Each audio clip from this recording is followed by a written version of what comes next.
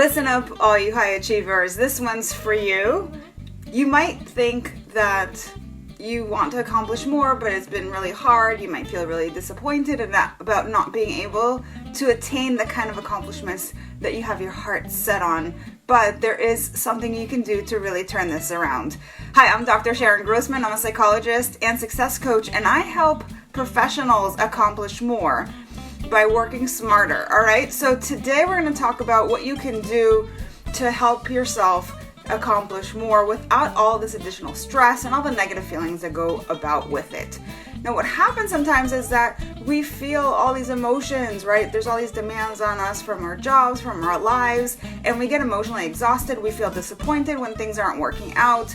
But again, it's all about working smarter. So here's something that's really important that I want you to think about. And that is prioritizing your workload. So I had a client that I was working with who went on vacation and came back and felt like there was all this work that had piled up, and she was feeling super overwhelmed. And so we talked about how to strategically engage with her work in such a way so that she's not feeling so overwhelmed and that she can get more done, right?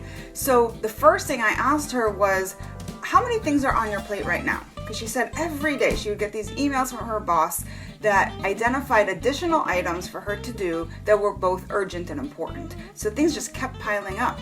And she said, well, right now it's about 10 things. Okay, now 10 things is probably several too many for anybody, but for her, she was managing a group of people and it was a lot. So she was able to then, by answering the following question, narrow it down. So I asked her, of those 10 things, what are the things that only you can do? And she was able to really focus on that, right? Because sometimes we have things on our to-do list that other people with lesser skill sets might be able to do. And so maybe perhaps we can have them do it for us, all right? So we don't have to do everything. That's when we get, it's this like idea of like control or like I have to do it all right? No, let it go, because you're going to have much more breathing room when you do that. So she was able to narrow it down to 4, but she was still feeling overwhelmed because 4 is still a lot for you to have to like juggle on your head at the same time, right? So then I asked her, well, of these 4 things, what's the one thing that if you do it first will have the biggest impact?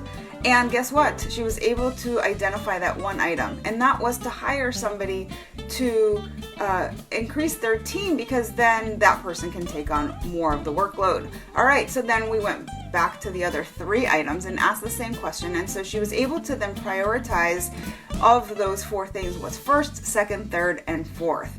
And on we went to help her to really take the overwhelm down. So I want to offer this to you as well. If you are feeling overwhelmed, if you want to accomplish more at work, if you want to have less stress and just feel better about yourself, I invite you to call me for a 20-minute free consultation, which I offer. So just sign up by going to bit.ly/coach